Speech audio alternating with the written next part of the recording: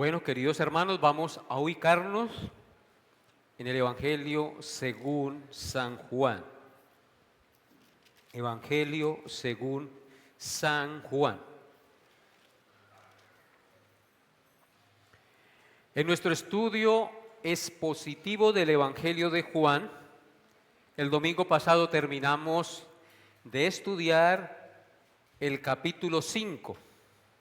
Desde el día de hoy comenzaremos a estudiar y a meditar en el capítulo 6, el cual contiene 71 versículos.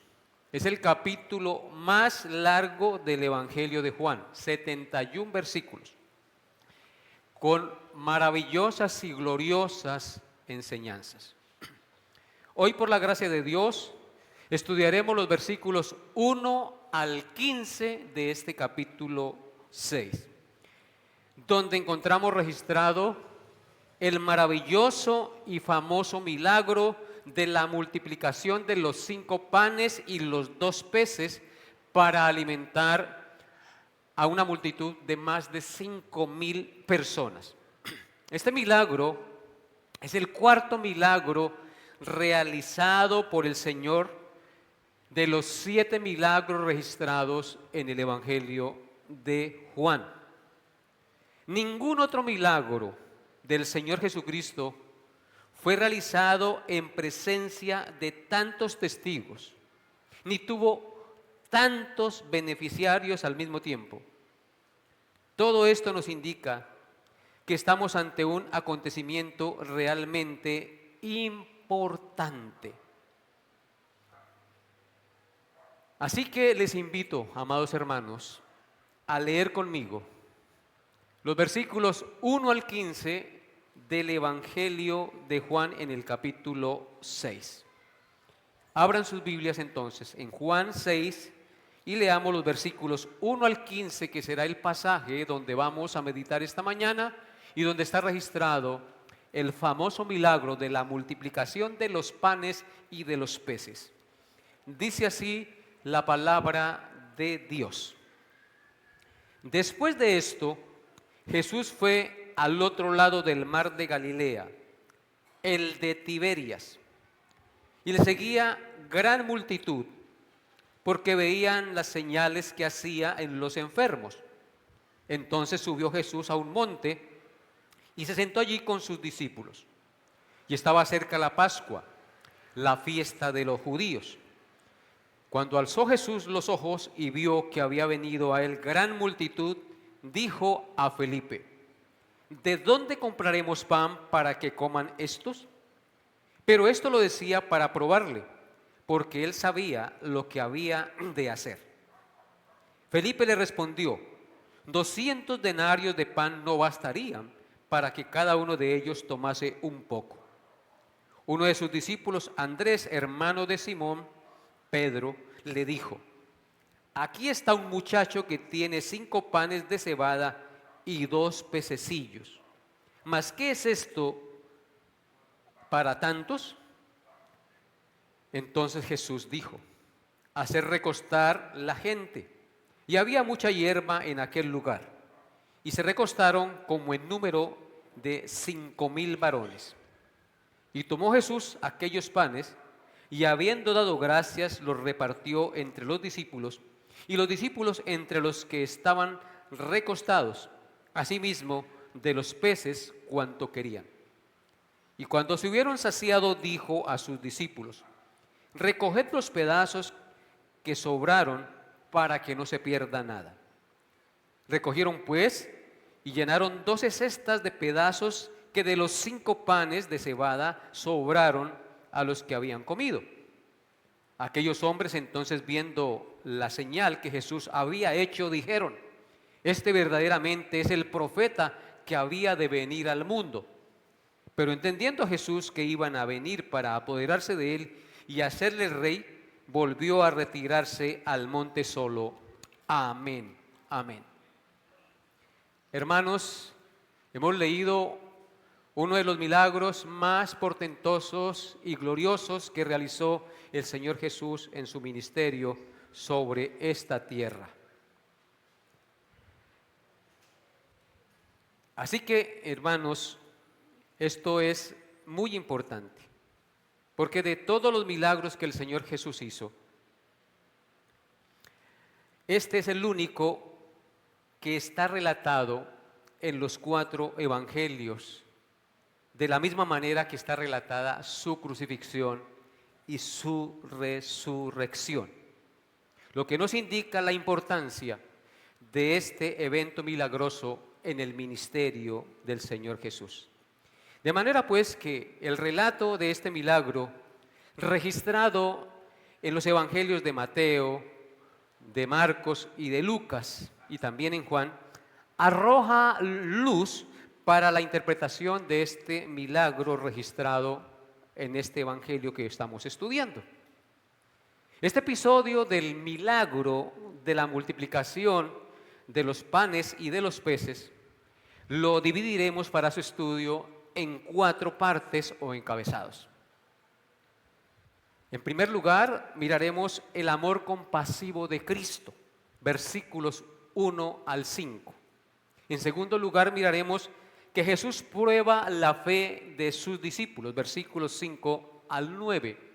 En tercer lugar, miraremos la manifestación del poder de Cristo, versículos 10 al 13. Y en cuarto lugar, miraremos la reacción de las personas ante el milagro, versículos 14 al 15. Así, en estos 4 puntos o encabezados será más fácil entender la descripción o la narración de este maravilloso milagro. Veamos pues nuestro primer encabezado: el amor compasivo de Cristo, versículos 1 al 5. Dice el versículo 1: después de esto, Jesús fue al otro lado del mar de Galilea, el de Tiberias. Y le seguía gran multitud porque veían las señales que hacían en los enfermos. Entonces subió Jesús a un monte y se sentó allí con sus discípulos. Y estaba cerca la Pascua, la fiesta de los judíos.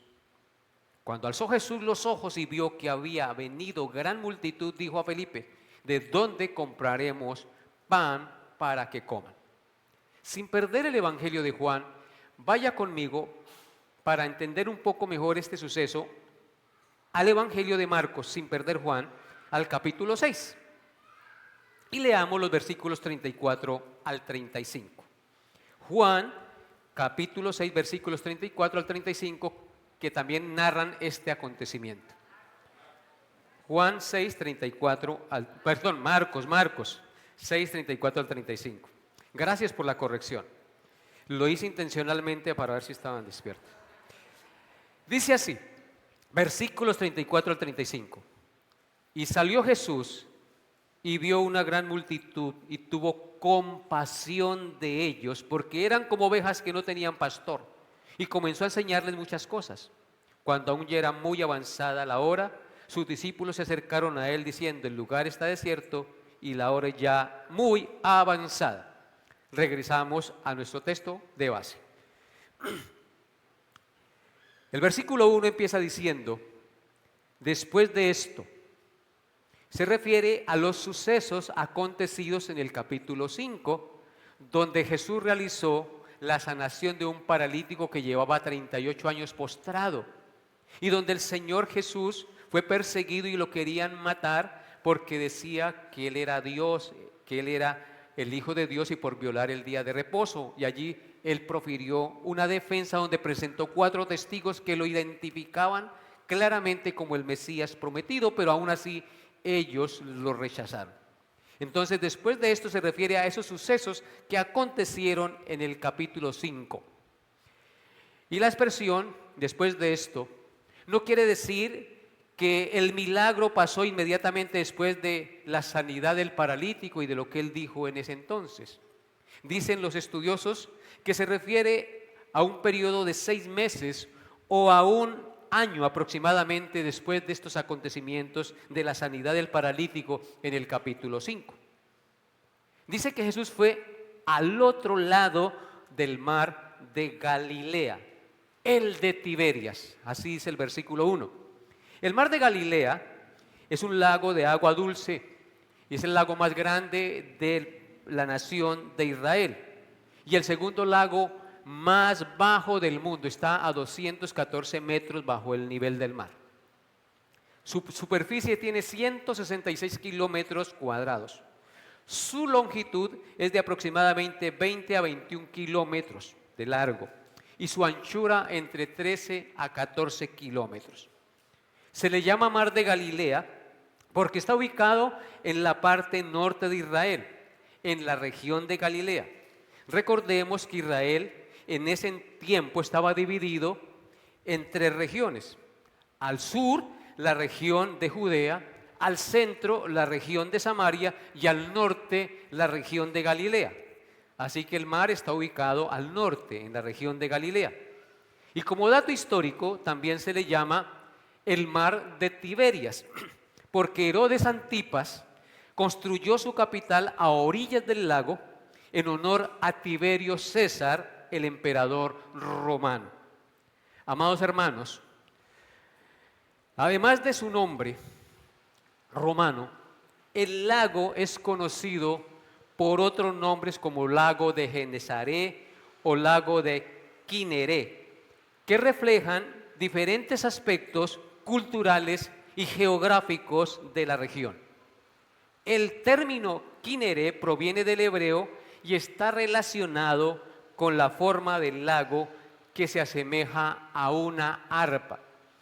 Cuando uno mira en el mapa, el lago tiene como la forma de una arpa y por eso le llaman lago de Kineré, porque Kineret proviene del hebreo, de donde viene la palabra arpa.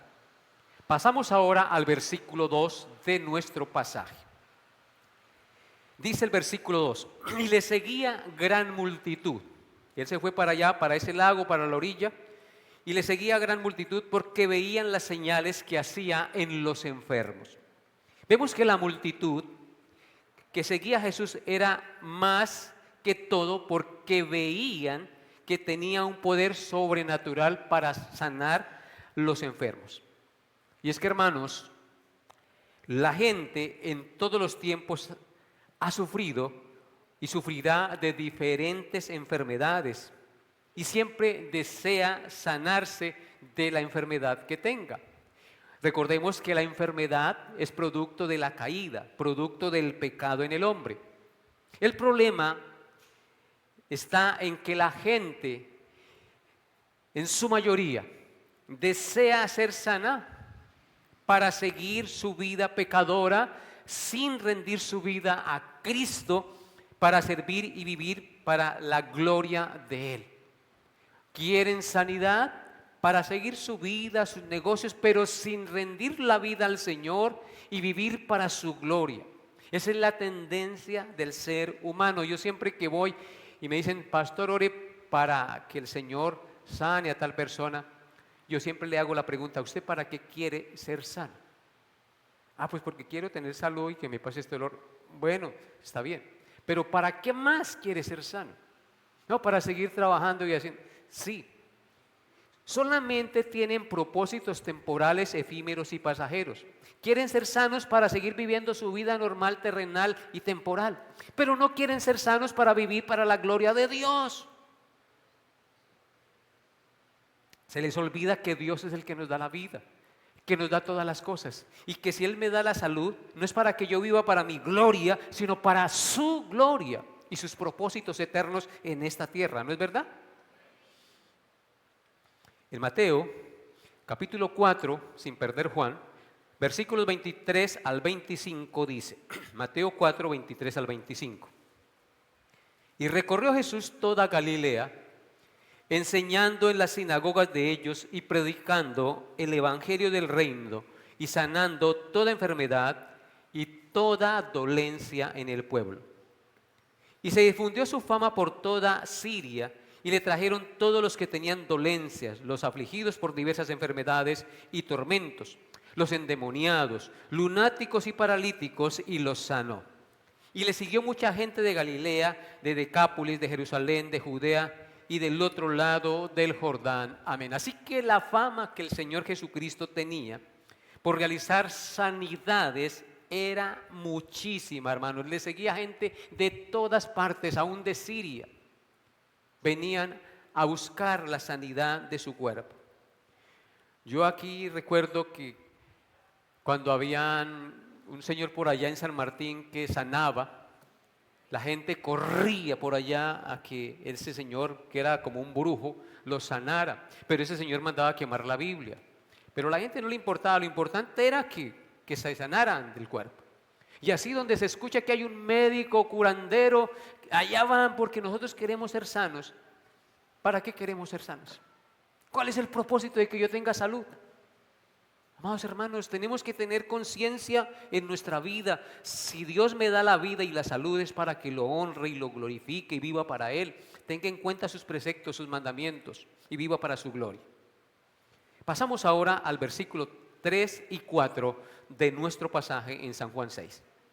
Dice así: entonces subió Jesús a un monte y se sentó allí con sus discípulos.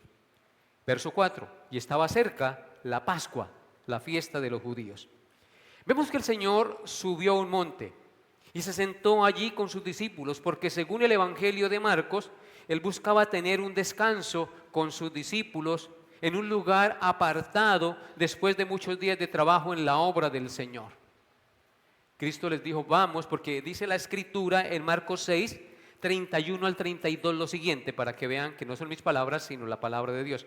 Dice Marcos 6, 31 al 32. Y les dijo, venid vosotros aparte a un lugar desierto y descansad un poco, porque eran muchos los que iban y venían, de manera que ni aún tenían tiempo para comer. Y se fueron solos en una barca a un lugar desierto. Ahí fue cuando atravesaron el mar y fueron allá a tener ese descanso. Ellos tenían una agenda de descanso para estar a solas con el Señor y reposar de todo el trajín ministerial que tenían. Esto nos indica, hermanos, que es bueno descansar y que el Señor mismo quiere que sus servidores se aparten y tengan un descanso de las actividades ministeriales para tener recogimiento y comunión con el Señor Jesucristo. Por eso el Señor estableció el día de reposo.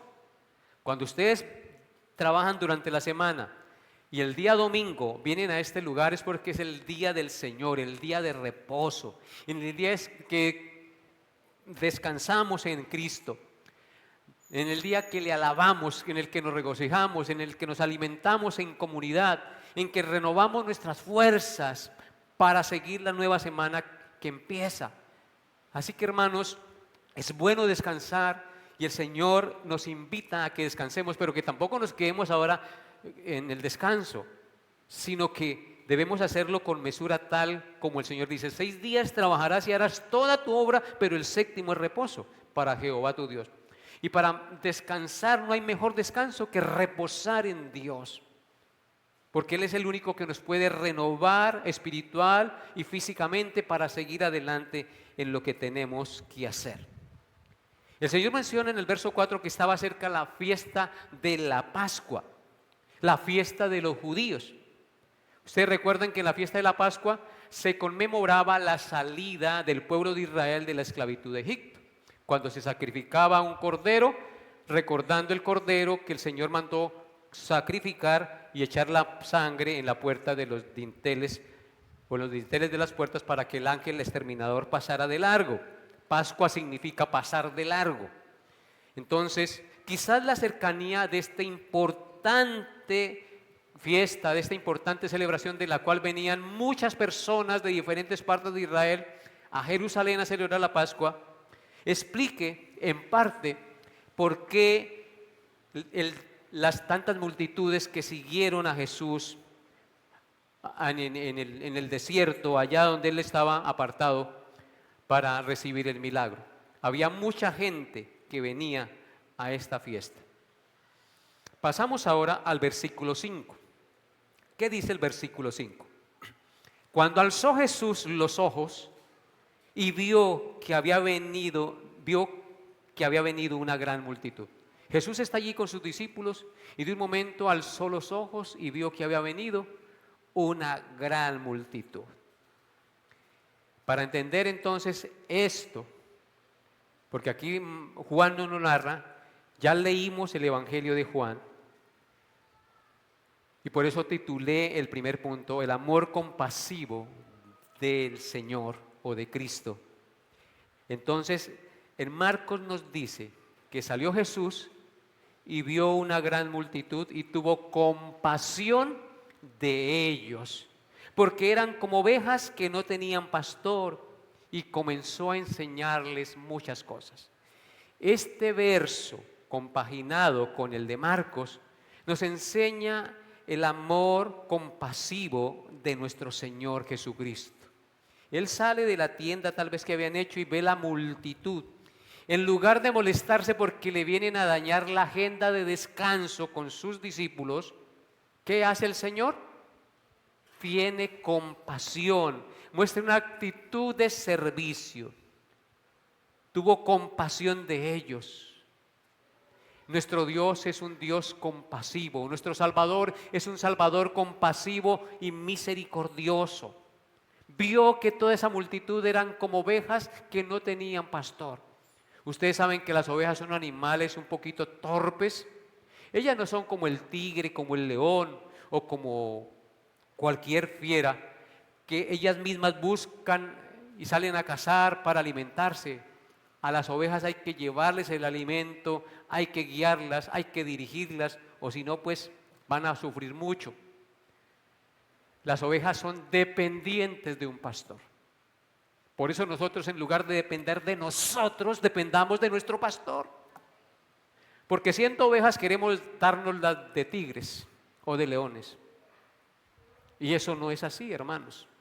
Nosotros debemos depender. La Escritura nos muestra que nosotros somos como ovejas.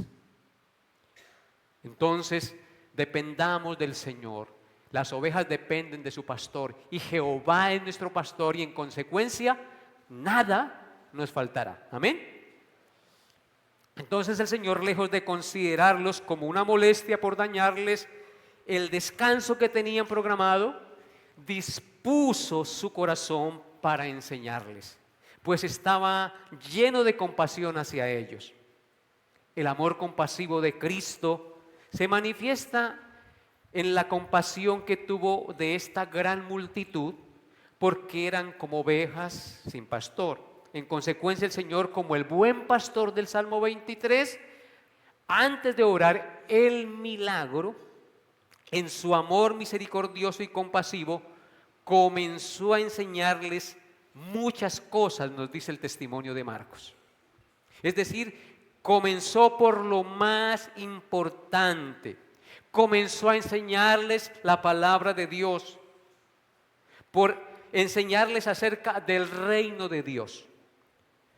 No desaprovechó el Señor Jesucristo la oportunidad para enseñarles a esta multitud la palabra del Señor.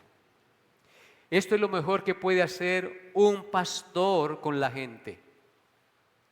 Las personas necesitan ser enseñadas, instruidas, iluminadas, exhortadas y corregidas por la enseñanza de la palabra de Dios, para que sus almas sean transformadas, porque solo la palabra de Dios convierte el alma, como lo veíamos hoy en el autoexamen, porque ella es como martillo que quebranta la piedra, es como espada de dos filos que traspasa el alma, el espíritu, las coyunturas y los tuétanos y discierne las intenciones del corazón.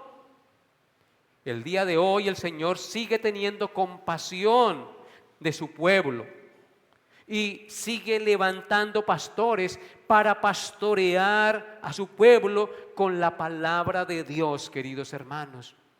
Porque nosotros necesitamos de pastores, necesitamos de guías y de instrucción en la palabra de Dios para caminar y depender del pastor de los pastores y llevar a los inconversos al arrepentimiento, rendidos a la cruz, a los pies de Cristo. Vean esta promesa tan maravillosa en Jeremías capítulo 3 versículo 15. Jeremías 3:15 dice así: y os daré pastores según mi corazón, que os apacienten con ciencia y con inteligencia. ¿Cuál es la promesa del Señor, amados hermanos? Que el Señor nos dará pastores según su corazón. Es decir, pastores que amen la grey, que estén dispuestos a enseñar la palabra de Dios y también con su ejemplo. Por eso la Biblia dice: considerad la fe de vuestros pastores e imitad su fe. Debemos nosotros, hermanos, enseñar la palabra de Dios. Dios llama a hombres para que prediquen la palabra de Dios. Os daré pastores, no dice pastoras, pastores, según mi corazón, que os apacienten con ciencia y con inteligencia. ¿Y dónde está la ciencia y dónde está la inteligencia? En la palabra de Dios. En Efesios capítulo 4, versículos 11 al 13, dice así. Efesios 4, 11 al 13. Y él mismo, hablando de Cristo, constituyó a unos apóstoles, a otros profetas, a otros evangelistas, a otros pastores y maestros, a fin de perfeccionar a los santos para la obra del ministerio, para la edificación del cuerpo de Cristo, hasta que todos lleguemos a la unidad de la fe y del conocimiento del Hijo de Dios, a un varón perfecto, a la medida de la estatura, de la plenitud de Cristo. ¿Cuál es el propósito del Señor al levantar pastores y maestros? Evangelistas, apóstoles. Acordémonos que ya no hay apóstoles. Los apóstoles pusieron el fundamento que está aquí. Pablo dice: edificado sobre el fundamento de los apóstoles y profetas, donde la principal piedra del ángulo es Jesucristo. Lo que sí hoy en día es evangelistas, pastores y maestros. Un pastor tiene que ser un maestro de la palabra, por eso la conjunción y, pastores y maestros. Entonces, ¿cuál es el propósito de Cristo al constituir pastores y maestros? Perfeccionar a los santos para la obra del ministerio, para la edificación del cuerpo de Cristo. La iglesia es como un edificio que se edifica con la enseñanza de la palabra de Dios, hasta que todos, verso 13, lleguemos a la unidad de la fe. ¿Qué quiere Dios? Que todos tengamos la unidad de la fe, que seamos uno en doctrina y del conocimiento del Hijo de Dios, un varón perfecto. ¿Quién es Cristo? Un varón perfecto.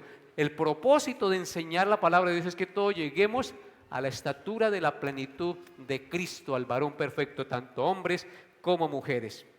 Entonces Cristo tiene compasión de esta multitud y comienza a enseñarles muchas cosas, desde la mañana hasta la tarde. Glorioso, ¿no les parece? Cuán amoroso y cuán compasivo es nuestro Señor Jesucristo con su pueblo. No estamos solos ni desamparados en este mundo. Él nos ha dejado su palabra, nos ha dado su Espíritu que mora en nosotros, envió a su Hijo para salvarnos, y esta palabra es la lámpara a nuestros pies y la lumbrera a nuestro camino, y nos ha dado pastores con ciencia y con inteligencia para apacentar a su pueblo. Cuán amoroso y compasivo es nuestro Señor Jesucristo, ¿no es verdad? Alabemos y glorifiquemos su santo nombre. Y esto nos lleva a nuestro segundo punto o encabezado. Jesús prueba la fe de sus discípulos. Versículos 5 al 9. Dice así: cuando alzó Jesús los ojos y vio que había venido a él gran multitud, dijo a Felipe: ¿de dónde compraremos pan para que coman estos? Pero esto decía para probarle, porque él sabía lo que había de hacer. Felipe le respondió: 200 denarios de pan no bastarían para que cada uno de ellos tomase un poco. Uno de sus discípulos, Andrés, hermano de Simón Pedro, le dijo: aquí está un muchacho que tiene 5 panes de cebada y 2 pececillos, mas ¿qué es esto para tantos? Amén. Hermanos, Jesús prueba la fe de sus discípulos. Cuando alzó Jesús esos ojos allá y ve a esa multitud, le dice a Felipe: ¿de dónde compraremos pan para que coman estos? Pero Jesús le decía esto para probarle, porque él sabía lo que había de hacer. El Señor probó la fe de Felipe, presentándole una situación muy difícil de solucionar. Darle de comer a más de 5,000 hombres, sin contar las mujeres y los niños, como dicen las otras versiones donde está registrado este milagro. Lo cual indica que como mínimo eran más de 12,000 personas las que estaban allí.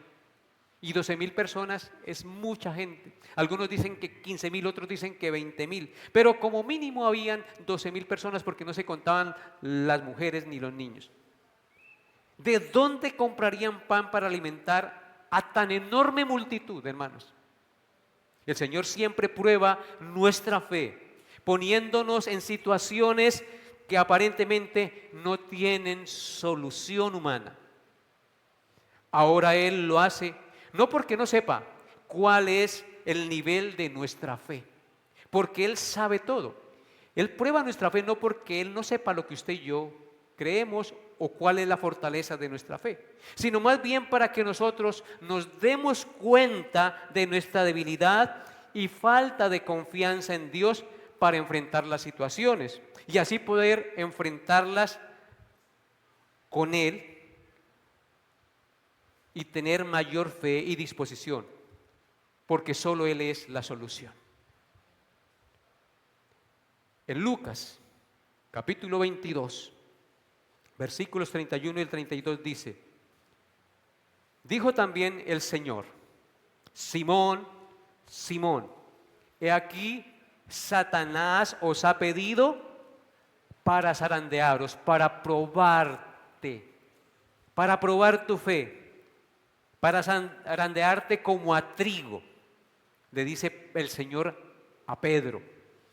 Pero le dice: pero yo he rogado que por ti, para que tu fe no falte, y tú, una vez vuelto, confirma a tus hermanos. Hermanos, necesariamente tenemos que ser probados. El Señor permite pruebas en nuestra vida, pero al mismo tiempo también nos promete que ora por nosotros para que nuestra fe no falte. Es a través de esas zarandeadas que nosotros aprendemos a confiar en Dios, que nosotros sacamos aquella escoria de incredulidad que hay en nosotros, para aferrarnos con firmeza a Dios y no confiar en nosotros mismos. Dice Cristo: yo he rogado por ti, que tu fe no falte. Qué bueno saber que Cristo intercede por nosotros para que nuestra fe no falte en medio de las dificultades, en medio de las pruebas, en medio de aquellas situaciones que a veces nos parecen que son insolucionables. Por ejemplo, el Señor le dijo a Abraham: aconteció después de estos días o de estas cosas que probó Dios a Abraham y le dijo: Abraham, y él respondió: heme aquí. ¿Y qué le dijo? Que le ofreciera a su hijo en sacrificio. Probó la fe de Abraham, a ver si amaba más a su hijo que a Dios. Dios nos prueba para que nosotros dejemos aquello en lo cual estamos confiando, para que confiemos en Él.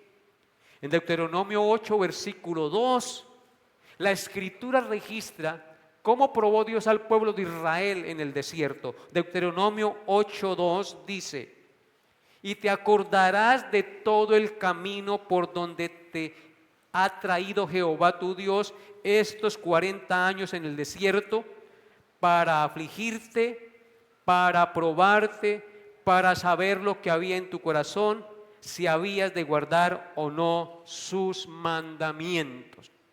Dice que el Señor llevó al pueblo de Israel 40 años por el desierto. Fueron 40 años de prueba, hermanos. Y a veces nosotros nos asustamos porque pasamos 5 días o una semana. Fueron 40 años de prueba. Y dice que los afligió para probarlos y para saber lo que había en el corazón de ellos, si habían de guardar o no sus mandamientos. Muchos desistieron y quedaron postrados en el desierto, renegaron contra Dios, pero otros llegaron a la tierra prometida. Necesariamente tenemos que ser probados. En el verso 16 del mismo capítulo 8 de Deuteronomio dice, Deuteronomio 8:16, que te sustentó con maná en el desierto, comida que tus padres no habían conocido, afligiéndote y probándote para a la postre hacerte bien. Entonces, para a la postre hacerte bien. ¿Para qué nos prueba el Señor? Para a la postre hacernos bien. Es decir, sacarnos a un mayor nivel de fe espiritual y de confianza en Dios. Y el Señor nos prueba en la fe para sacar la escoria que nos debilita y que nos lleva a poner soluciones terrenales en nuestro corazón y no en Cristo. Cristo prueba nuestra fe para que aprendamos a vivir por fe y no por vista. Porque cuando andamos por fe y no por vista, ponemos la mirada y la confianza en Dios y no en las cosas terrenales. Hermanos, las cuales son confusas, inciertas y producen en nosotros desánimo, temor, inseguridad e incertidumbre. Cuando uno anda por vista y no por fe, comienza a desanimarse. Miramos el noticiero y escuchamos las predicciones económicas, el orden del país, la subida de los peajes, la subida de los impuestos. ¿Cómo comienza uno a pensar? Con desánimo uno comienza a ver negro el panorama. Hay una realidad que no podemos negar y es esa. El mundo está en caos, en tinieblas, todo más caro, todo está más difícil. Y dicen algunos, pastor, ¿esa es la realidad? Amado hermano, esa es parte de la realidad. Hay una realidad paralela, que es la verdad de Dios, la verdad espiritual, que nos asegura que Dios está en control de todo y que a sus hijos nada les faltará.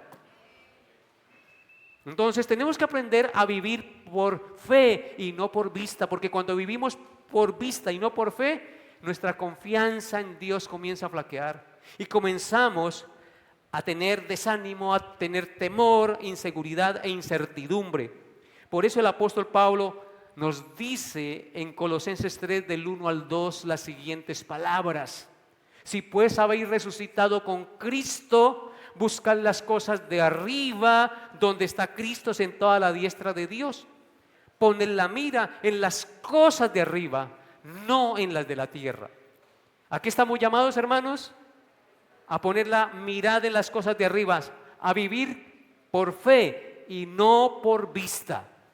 Porque si tú vives por lo que ves, hermanos, se van a desanimar, van a comenzar a flaquear, van a comenzar a caer y todo se derrumbará. Necesitamos andar por fe y no por vista, porque en el Evangelio de Dios la justicia de Dios se revela por fe y para fe, como está escrito, mas el justo por la fe vivirá. Amén. Necesitamos andar por fe y no por vista, porque sin fe es imposible agradar a Dios. Si queremos agradar a Dios, tenemos que andar por fe y no por vista. Y por eso el Señor Jesucristo prueba a sus discípulos. Aquí en este caso a Felipe. Felipe fue el primer convertido según este evangelio cuando Juan el Bautista dijo: he aquí el Cordero de Dios que quita el pecado del mundo. Felipe estaba por ahí y el Señor lo llamó. Entonces, Felipe fue muy cercano allí de esta región y por eso parece ser que el Señor le llama. Le dice: Felipe, ¿dónde vamos a conseguir, como tú conoces por aquí esta región, dónde vamos a conseguir pan para tantos? Felipe le respondió: 200 denarios de pan no bastarían para que cada uno de ellos tomase un poco. En la Biblia, el denario es una moneda romana que representaba el salario diario de un trabajador. El valor de 200 denarios puede interpretarse como una suma considerable, equivalente aproximadamente a 200 días de trabajo. Saquen sus cuentas allí. 200 días de trabajo de un trabajador a 40,000, 50,000 pesos. ¿Cuánto sumaría? Esto sugiere que era una cantidad significativa de dinero en la época, reflejando el costo elevado de alimentar a tantas personas. Podemos ver que Felipe, como contador pareciera, contempla la enorme multitud e inmediatamente comienza a sacar cálculos. ¿Cómo están dando Felipe? ¿Por fe? No, están dando por vista, olvidándose completamente que el poder de Jesús sobrepasa todo cálculo y todo obstáculo. Si nosotros miramos con ojos humanos para sacar adelante la obra de Dios, nos desanimamos, porque hay muchos problemas, hay muchas dificultades, muchas carencias. Pero si ponemos la mirada en Cristo, Él es suficiente y amoroso para sacar adelante y llevar adelante su pueblo a un feliz término, ¿no es verdad? Parece entonces ser que Felipe se había olvidado de las manifestaciones del poder del Señor. Felipe ya lo había visto convertir el agua en vino. 7 tinajas de este tamaño las había convertido en vino. Y ellos habían sido testigos oculares de este milagro. Es decir, hubo una transformación de la materia. ¿No podía el Señor también sacar de alguna manera pan para alimentar? Pero a Felipe se le olvidó eso. Se olvidó de esa manifestación.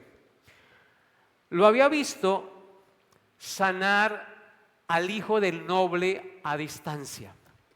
Y lo había visto sanar a un paralítico que llevaba más de 38 años postrado. Hermanos, cuán fácil a veces nos olvidamos de la palabra de Dios, ¿cierto? Y ponemos siempre la confianza en las soluciones humanas, temporales y pasajeras. Eso nos pasa a todos. Eso nos pasa a todos, queridos hermanos. Y nosotros debemos reflexionar en esto, en esta mañana. ¿Cómo estamos nosotros evaluando las situaciones que vienen a nuestra vida? ¿Ya se nos olvidó que Cristo es poderoso y suficiente? ¿Ya se nos olvidó que Cristo es lleno de amor y misericordia para con su pueblo? Miremos este ejemplo maravilloso y veamos que aquí podemos aprender esta gran lección. Dicen los versículos 8 y 9 de nuestro pasaje: uno de sus discípulos, Andrés, hermano de Simón Pedro, le dijo: aquí está un muchacho que tiene 5 panes de cebada y 2 pececillos. ¿Mas qué es esto para tantos? En Marcos, capítulo 6, versículos 35 al 38, que es un pasaje paralelo en el cual nos estamos apoyando, dice Marcos 6, 35 al 38. Cuando ya era muy avanzada la hora, sus discípulos se acercaron a él diciéndole: el lugar es desierto y la hora ya muy avanzada. Despídelos para que vayan al campo y aldeas de alrededor y compren pan, pues no tienen que comer. Respondiendo él les dijo: dales vosotros. Aquí tenemos una luz más de lo que sucedió en ese entonces. ¿Qué les dice Cristo? Denle ustedes, no los despidan, denle ustedes de comer. Ellos le dijeron: que vayamos y compremos pan por 200 denarios y les demos de comer. Les pareció imposible.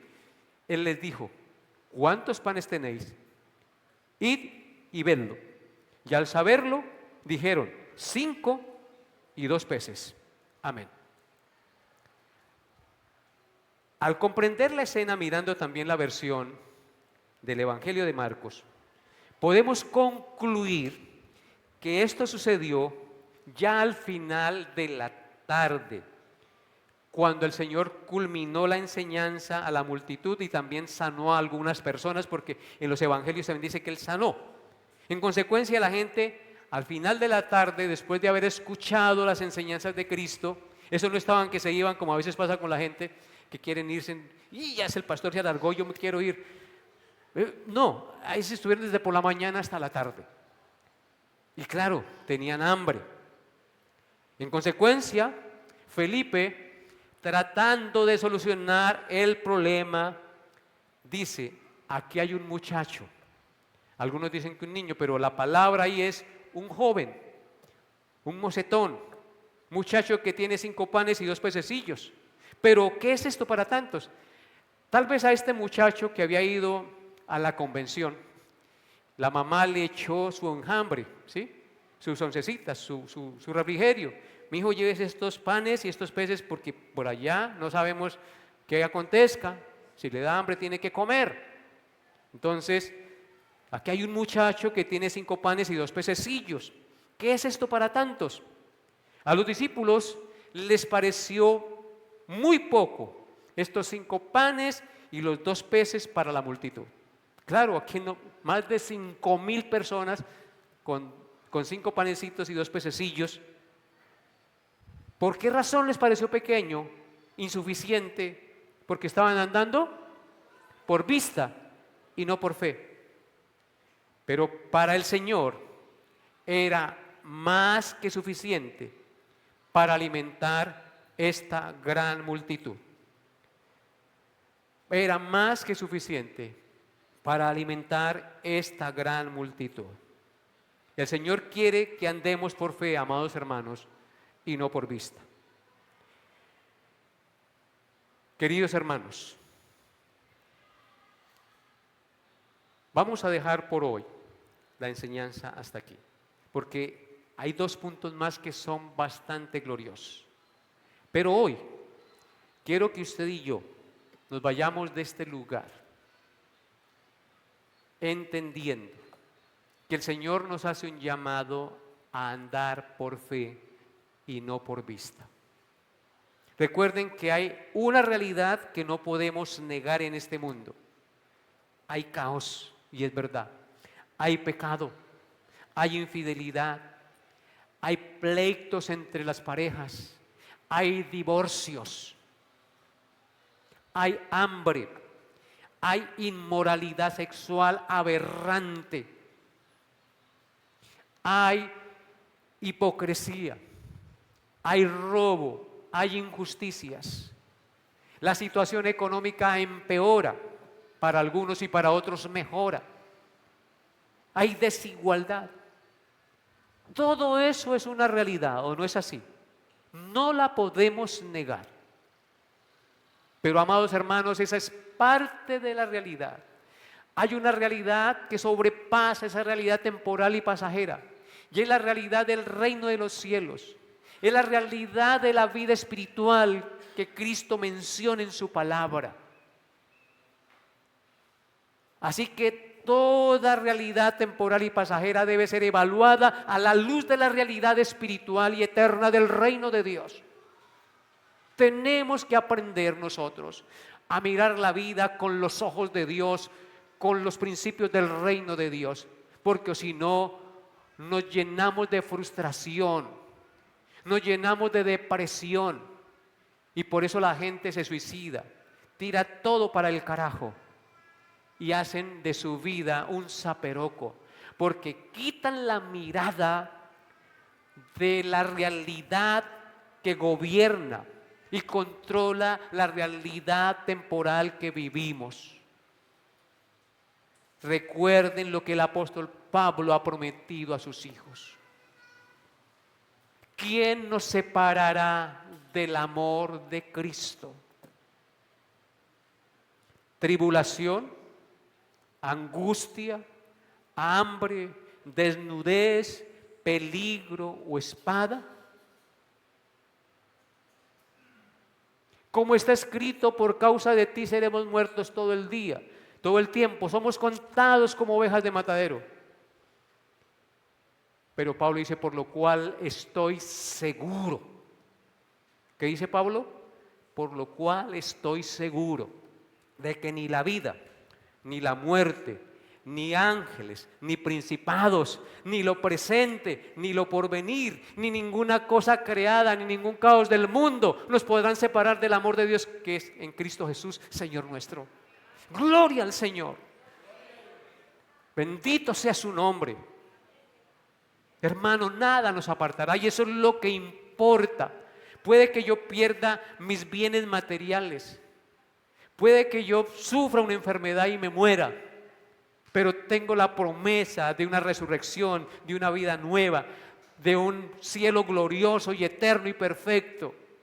Tengo la seguridad de que ese que me prometió esas cosas estuvo en este mundo, vivió, murió y resucitó venciendo la muerte y vivió una vida perfecta y su justicia me es imputada y por lo cual yo soy aceptado en la gloria de Dios. Y eso es lo que importa, amados hermanos.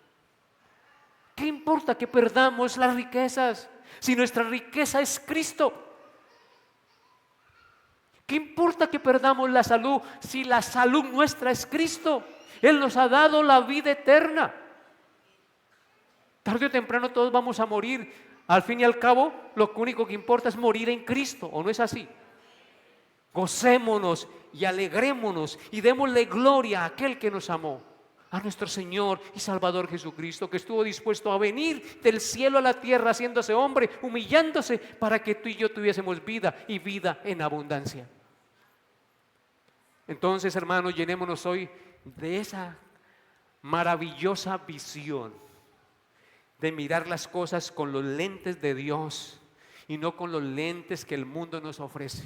Escuche usted Caracol, escuche usted Blue Radio, escuche usted las noticias y verá cómo se llena de frustración. Ahora yo no le estoy diciendo que no las escuche, porque también debe uno estar enterado de las cosas. Pero hermanos, no dejen que esa realidad temporal opaque la realidad verdadera, espiritual, que hay detrás de toda realidad temporal y pasajera. Que Dios les haya hablado a su corazón.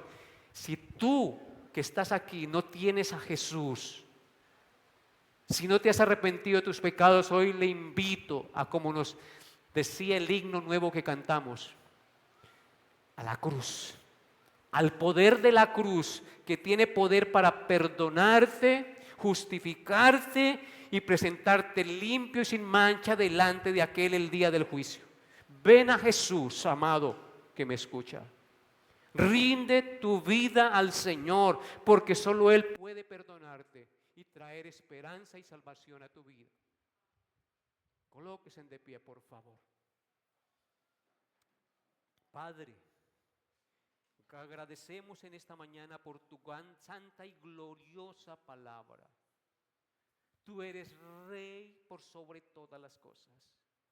En tu luz veremos luz. Tú eres poderoso para hacer que todas las cosas sean mucho más abundantemente de lo que entendemos. Oh Padre, gracias por tu Hijo Jesucristo. Qué maravillosa es tu palabra. Qué maravillosas son tus historias, tu realidad espiritual y eterna en el reino de los cielos. Padre, tú viniste a restaurar los corazones. Tú viniste a dar vida al que estaba muerto en sus delitos y pecados. Hoy te pido que des vida al que está muerto en sus delitos y pecados. Que traigas, Señor, la luz de tu palabra, la luz de tu evangelio, iluminar las tinieblas de su corazón, para que caminen por fe y no por vista, porque solo en ti y nada más que en ti está la salvación, está la luz y la verdad. Gracias, Padre. Gracias por tener compasión de nosotros y mirarnos con compasión como ovejas que no tienen pastor. Gracias, Padre, porque eres el pastor de los pastores. Eres el pastor del Salmo 23. Jehová es nuestro pastor, nada nos faltará. En lugares de delicados pastos nos hará descansar. Junto a aguas de reposo nos pastorearás. Confortarás nuestra alma. Nos guiarás por senda de justicia, por amor de tu nombre. Y aunque andemos en valle de sombra de muerte, No temeremos mal alguno, porque tú estás con nosotros. Tu vara y tu cayado nos infundirán aliento. Aderezas mesa delante de nuestros angustiadores. Unge nuestra cabeza con aceite, nos llena de tu espíritu. Nuestra copa está rebosando. Ciertamente el bien y la misericordia nos seguirán todos los días de nuestra vida, y en la casa del Señor moraremos por la eternidad. Bendito seas tú, Señor, por tu palabra. Dejamos este día en tus manos, Señor, nuestras vidas, los quehaceres durante la semana. Guíanos, Señor, guarda nuestros pensamientos y permítenos vivir para tu gloria en todo lo que hagamos. Te lo pedimos en el nombre de Jesús. Amén y amén.